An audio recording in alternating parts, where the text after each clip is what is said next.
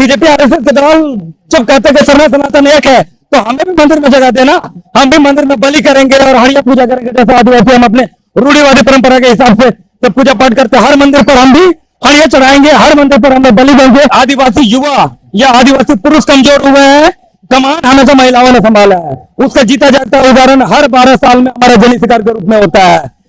माननीय कल्पना सोरेन जी को आप इस रूप में देख सकते हैं कि अगर उसके पति हेमंत सोरेन जी को जेल में डाला गया है, आज तक उसके ऊपर केस दर्ज नहीं हुआ, इसलिए 13 में आगाज शुरू कर दिया है। महिलाओं के जन शिकार के रूप में उन्होंने अपना आंदोलन शुरू कर दिया। कि दलाल जिसे कहा जाए, जो खुले मंच पर आके कर रहे हैं कि हम लोग अगर इस सत्ता में आगे तो संविधान को बदल देंगे। बाबूलाल मरांडी जी दिकू है। दिकू शब्द उनके लिए इस्तेमाल किया जाता है जो आदिवासियों की जल जंगल जमीन, उसकी पहचान, उसके अधिकार के साथ खिलवाड़ करता है, उसके लिए दिकू शब्द है। तो इसमें आदिवासी भी हैं। बाबूलाल मरांडी जी दिकू हैं, उसी कैटेगरी के आदमी हैं।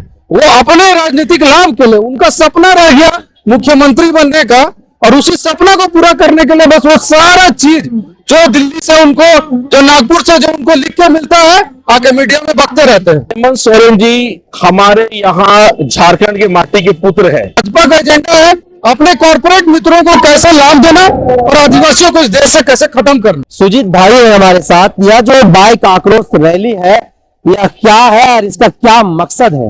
ये बाइक रैली जो आज आदिवासी युवाओं के द्वारा जो आज निकाला जा रहा है, ये रैली जो है झारखंड में एक आंदोलन का आगाज है। और चूंकि हमारे माननीय पूर्व मुख्यमंत्री, जो हमारे आदिवासी मुख्यमंत्री, ऊर्जावान मुख्यमंत्री, एक दूरदर्शी मुख्यमंत्री रहे माननीय हेमंत सोरेन जी को बिना किसी एविडेंस के उनको जेल में डाल दिया गया है।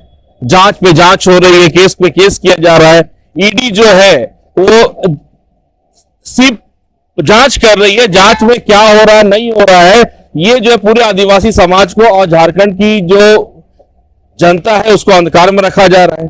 ईडी कम से कम आकर जो है प्रेस के माध्यम से उनको बताना चाहिए कि उनकी जांच कहां तक पहुंची है, वे लोग क्या कर रहे हैं और क्या कारण है कि उनको जेल में रखा गया है। ये कुछ भी नहीं, बस उनको जेल में डाल दिया गया है।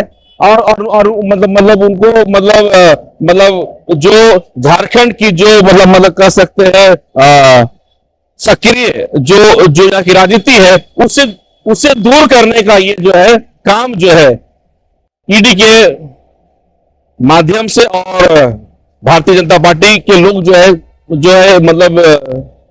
किस तरीके का काम कर रहे हैं, इसके खिलाफ में एक आंदोलन को जो है हम लोगों ने आज जो है उल्लंघन किया बस ये एक उल्लंघन की। तो उल्लंघन किसके खिलाफ में है और किसको चेतावनी देने की कोशिश है? हम लोग जो है केंद्र की सरकार को हम लोग इस बात को बताना चाहते हैं कि एक आंख में सुरमा एक आंख में काजल नहीं चलेगा, है ना। झारखंड में ऐसे बहुत सारे मामले हैं जहां पर ईडी कार्रवाई की है और वे लोग आज जो है खुले तौर पे जो है वे लोग बाहर घूम रहे हैं। ईडी उनके खिलाफ में सब कुछ कर चुकी है, जांच कर चुकी है, दोषी ठहरा दिया गया उनको, मगर वे लोग बाहर है। और यहाँ पर 8.5 एकड़ का जो जमीन का मामला है, इस पर कोई जांच हुआ है और कोई भी सबूत नहीं मिला है। हेमंत सोरेन जी भारी सदन में जाकर बोले हैं कि अगर मेरे खिलाफ में अगर कोई भी सबूत मिलता है ला के यहाँ पर दो, मैं उसी दिन जो है राजनीति को मैं छोड़ दूंगा। तो हेमंत सोरेन की गिरफ्तारी के बाद आप लोगों ने एक नारा दे दिया, झारखंड झुकेगा नहीं। आखिर कौन है हेमंत सोरेन जिसके बाद आप लोगों ने यह नारा दे दिया कि झारखंड झुकेगा नहीं? हेमंत सोरेन जी हमारे यहाँ झारखंड के माटी के पुत्र है और हम कह सकते हैं कि उन्होंने जिस विजन के साथ जब उन्होंने झारखंड की का सरकार यहाँ पे आई, कमान संभाला उन्होंने, और जिस ऊर्जा के साथ, जिस गति के साथ उन्होंने विकास का जो कार्य है उसको किया है, ये सारी चीजों को देखकर झारखंड की जनता और यहाँ के युवा खासकर इस आस में है और उन्होंने उनका विश्वास है कि हमारा ये नेता जो माननीय हेमंत सोरेन जी है वो अगर यहाँ पे है और उनकी उपस्थिति में हमारा राज्य ही नहीं बल्कि पूरा जो हमारा यहाँ का जो यूथ है, यहाँ का जो भी विकास का मामला है, वो सब जो है उन्नति कर रहा था।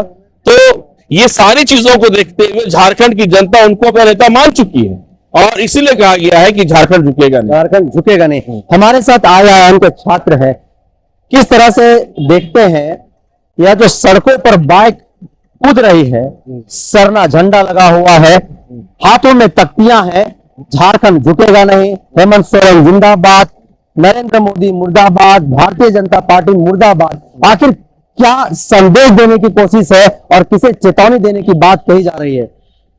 देखिए, संदेश तो पूरे देश को देने की हमारी कोशिश है कि जो अभी देश चल रहा है जिस तरीके से केंद्र सरकार के अंदर, भाजपा सरकार के अंदर, बहुत अलोकतांत्रिक तरीका है, बहुत असंवैधानिक तरीका है। ये हम क्यों कहते हैं?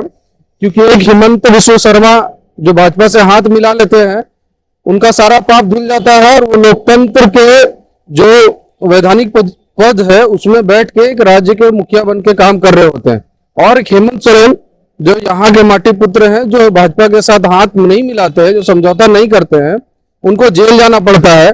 40 दिन हो गए उनको जेल में रखते हुए, अभी तक उनके ऊपर लगे आरोप साबित नहीं हुए हैं।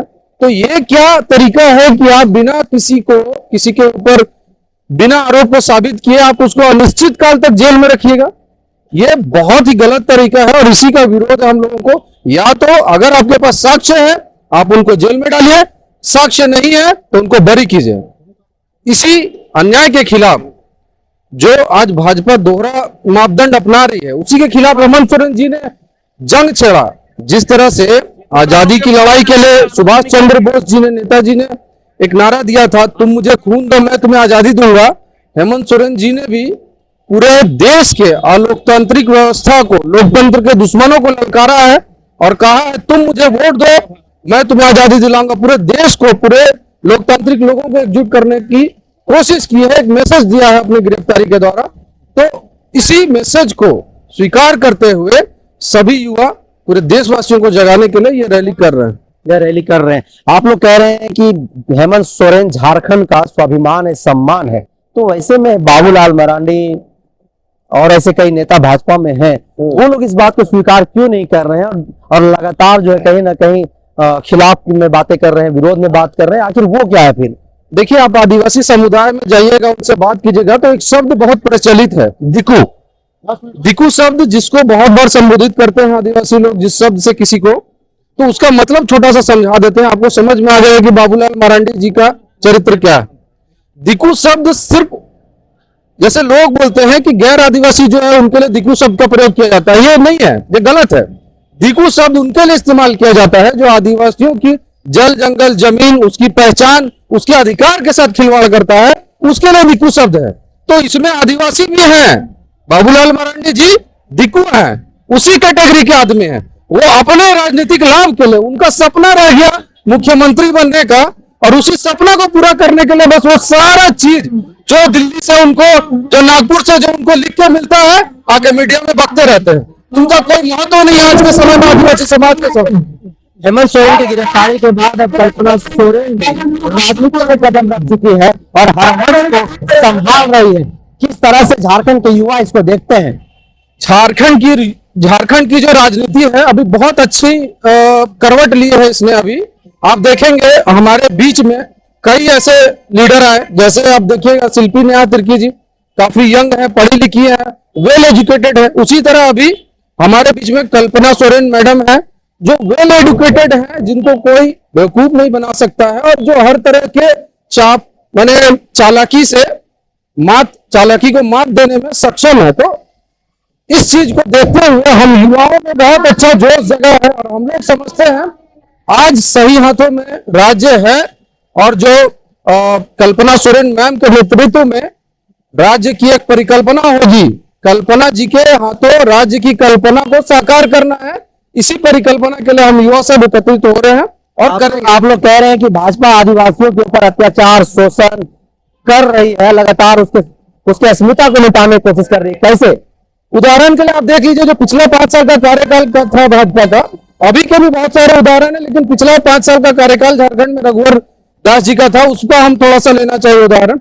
आप देखिएगा उस समय कहा गया था कि जो 15 किलो महुआ रखेगा घर में उसको अभी लाइसेंस लेना पड़ेगा, जबकि पेशा कानून के तहत, फॉरेस्ट राइट एक्ट के तहत, सभी कानूनों के तहत आदिवासियों को यह अधिकार दिया गया था। सिर्फ आदिवासियों को नहीं, जो भी फॉरेस्ट डेलर्स से, यानी जंगल में रहने वाले और उसके जो उत्पाद हैं उस पर जीवित रहने, आश्रित रहने वाले लोग हैं, उनको अधिकार दिया गया था संसद के द्वारा ही, फॉरेस्ट राइट एक्ट के थ्रू और पेशा कानून के थ्रू, कि उससे अपना जुगाड़ बसर, जीवन बसर कर सकते हैं।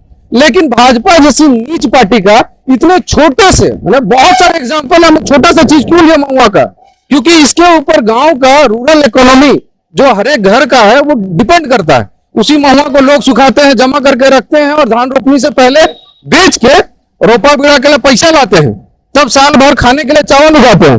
इस चीज को पूरी तरह से तोड़ने का कोशिश किया यहाँ भाजपा। तो सोच लीजिए मानसिकता कितना खराब है। बाकी जो लैंड बैंक है और भूमि अधिग्रहण बिल में संशोधन है, सीएनटी एक्ट को तोड़ने की कोशिश, एसपीटी, हजार तरह का तमाम चीजें जो सिर्फ और सिर्फ भाजपा का एजेंडा है अपने कॉर्पोरेट मित्रों को कैसे लाभ देना और आदिवासियों को इस देश से कैसे खत्म करना। तो इसी के खिलाफ हमारी लड़ाई है। इस नारा का क्या मतलब है? आरएसएस बीजेपी के दलालों, होश में आओ।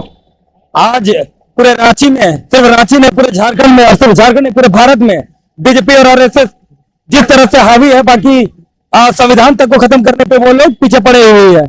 इस नारा का सिर्फ और सिर्फ यही मतलब है कि आप स्टेट से कानून को सख्ती से लागू नहीं कर रहे हैं। माननीय मुख्यमंत्री को, हेमंत सोरेन को अविलंब रिहा करना होगा, क्योंकि माननीय मुख्यमंत्री हेमंत सोरेन पर अभी तक कोई केस दर्ज नहीं हुआ है, फिर भी उनको किस आधार पर जेल में बंद किया गया ये हमें नहीं पता। क्यों रिहाई किया जाएगा? वो तो आरोपी है। जिस तरह से बात कर रहे हैं जमीन मामले में, पहले बीजेपी आरएसएस के द्वारा कहा जा रहा था कि वह जमीन सेना की जमीन है, बाद में पता चलता है वो जमीन सेना की नहीं है, वो जमीन बुएरी पाने जमीन है। और आप सब चैनल के माध्यम से बता देना चाहते हैं कि बुएरी जमीन अनट्रांसफरेबल होती है, और जबकि अभी तक कोर्ट में ईडी जमीन के मामले में एक भी कागज प्रस्तुत नहीं कर पाई माननीय मुख्यमंत्री हेमंत सोरेन के थ्रू। तो यह बाइक आक्रोश रैली लोकसभा चुनाव से पहले ही क्यों?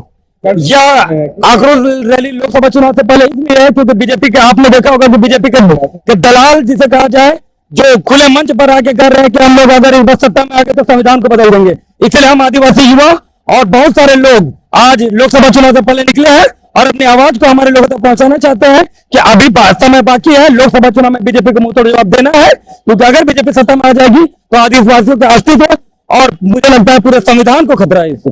तो अभी यह झांकी है, पिक्चर अभी बाकी है, इसका क्या मतलब है और किसको चेतावनी दे रहे हैं आप लोग? इस सीधे सीधे चेतावनी आरएसएस और मनवादी विचारधारा को हम लोग दे रहे हैं कि यह भी झांकी, क्योंकि वो जिस तरह से हम आदिवासियों के धार्मिक स्तर के साथ छेड़छाड़ कर हम आदिवासियों का अस्तित्व खत्म करने की साजिश कर रहे हैं, सीधी सीधे चेतावनी उन लोगों को है जिनका नजर सीधा सीधा हमारे धार्मिक स्तर पर है। बीजेपी आरएसएस के दलाल जब कहते हैं कि सरना सनातन एक है, तो हमें भी मंदिर में जगह देना, हम भी मंदिर में बलि करेंगे और हड़िया पूजा करेंगे, जैसे आदिवासी हम अपने रूढ़िवादी परंपरा के हिसाब से जब पूजा पाठ करते हैं, हर मंदिर पर हम भी हड़िया चढ़ाएंगे, हर मंदिर पर हमें बलि देंगे। क्या बीजेपी आरएसएस और मनवादी विचारधारा इससे सहमत होगी?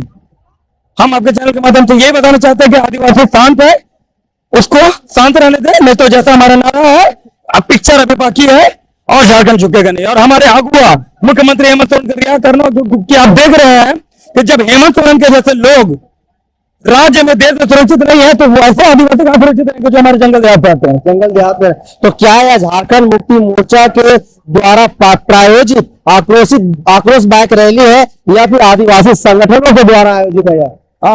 आपके चैनल के माध्यम से ये बता देना चाहते, बहुत सारे लोगों के मन में ये सवाल होगा कि यह रैली जेएमएम के द्वारा प्रायोजित है। अगर जेएमएम के द्वारा यह रैली प्रायोजित होती तो यहाँ जेएमएम का झंडा लगा हुआ होता। या टोटल अगुआ अपने अपने पारंपरिक सरना झंडा के साथ आए हैं और अपने धार्मिक स्थल को बचाने का मांग कर रहे हैं। सिर्फ मुख्यमंत्री हेमंत सोरेन के बारे में बात नहीं कर रहे हैं। हेमंत सोरेन हम आदिवासियों का अगुआ है और जब से हेमंत सोरेन मुख्यमंत्री बने थे आदिवासियों को आंदोलन करने की जरूरत नहीं पड़ा था। और बीजेपी की सरकार पिछले 5 साल रघुवर दास के रूप में थी, 5 साल हम आदिवासी अगुआ सिर्फ और सिर्फ आंदोलन ही किए हैं। कल्पना सोरेन को आप लोग शेरनी बता रहे हैं। इस बारे में मैं ये बता देना चाहता हूँ कि हमारे आदिवासी समाज में एक परंपरा है, जो लोग नहीं जानते उसे हम उस परंपरा के बारे में बता देना चाहते हैं। जिस बार आदिवासी युवा या आदिवासी पुरुष कमजोर हुए हैं, कमान हमेशा महिलाओं ने संभाला है। उसका जीता जागता उदाहरण हर 12 साल में हमारे जनी शिकार के रूप में होता है। माननीय कल्पना सोरेन जी को आप इस रूप में देख सकते हैं कि अगर उसके पति हेमंत सोरेन जी को जेल में डाला गया है, आज तक उसके ऊपर केस दर्ज नहीं हुआ, इसलिए उस पैरवी में आगाज शुरू कर दिया है। महिलाओं के जन शिकार के रूप में उन्होंने अपना आंदोलन शुरू कर दिया। इसे हम इसी रूप में देखते हैं।